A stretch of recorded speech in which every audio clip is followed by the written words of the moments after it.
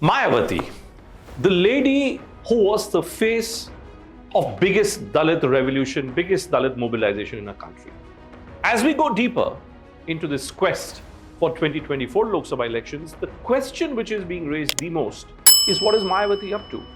Why is it that Mayawati is making headlines one day for either dropping candidates, changing her candidates in the state of Uttar Pradesh?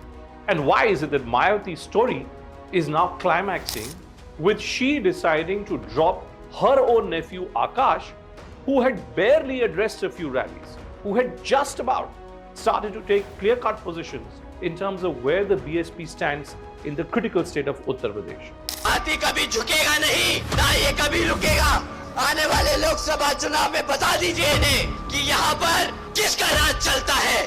हमारे बहुजन समाज के लोग ना कभी झुके हैं, ना कभी झुकेंगे, हमेशा आगे बढ़ते चलेंगे। But the first time BSP contested elections, it contested on 245 seats and it ended up winning 3.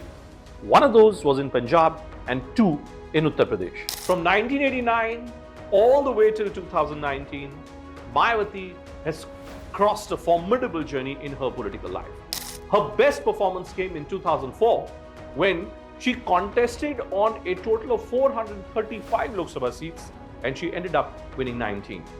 Why is Mayawati important today? Well, let's look at the moves which are being made by her now in 2024. Which are those areas where she has decided to change her candidates after the BJP had given their nominees and the Samajwadi Party, with whom Mayawati was in an alliance earlier, the Samajwadi Party puts up a candidate of a particular community, and what does Mayawati do? She decides to put in a candidate of the same community. How is the story unfolding?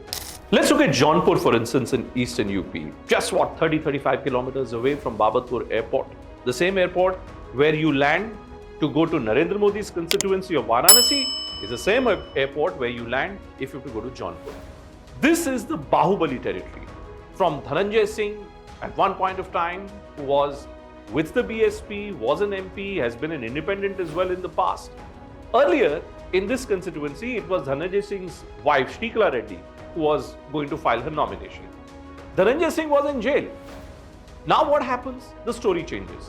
Mayawati, who had given a ticket to a member of the Thakur community, decides to change her candidate at the last moment because the candidate who had been given by the Samajwadi Party was from the Yadav community. So what does she do? She goes in for her own former MP from this area, Shyam Singh Yadav.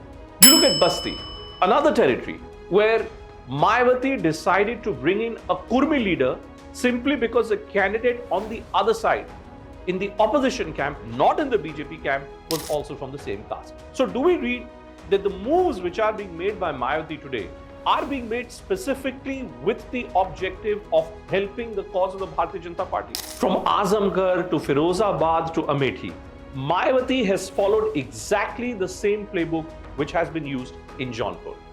Now just look for a moment to the story of 2019. In the 2019 Lok Sabha elections, when the Bahujan Samaj Party and Samajwadi Party came together in what was an almost impossible alliance, the biggest beneficiary ended up being Mayawati. How? She managed to get 10 Lok Sabha seats against a total vote polled in her favor of 19.4%. The Samajwadi Party on the other side got restricted only to 5 at a vote base of 18.1% in its own favor. As the election became a bipolar one between the BJP on one side and this formidable coalition of the SP and BSP on the other, it was Mayawati who once again made an attempt to somehow find her political feet. In 2024, she's not a part of any alliance. She's not campaigning aggressively. It's not as if her party symbol is being spoken about in gullies and chaurahas of Uttar Pradesh. The only thing which is being spoken about, why is Mayawati constantly changing tickets which she had given in the past? It's not as if that Mayawati hasn't faced controversies in the past. In 2002, when she was in alliance with the Bharatiya Janata Party, the alliance collapsed because of the then famous Taj corridor scam. Subsequently, Mayawati on multiple occasions has described the BJP and the Samajwadi Party as Sampnath and Nagnath. Today, the reality is that the same parties who were described by her as two chief villains are two parties with whom she has been in an alliance on multiple occasions.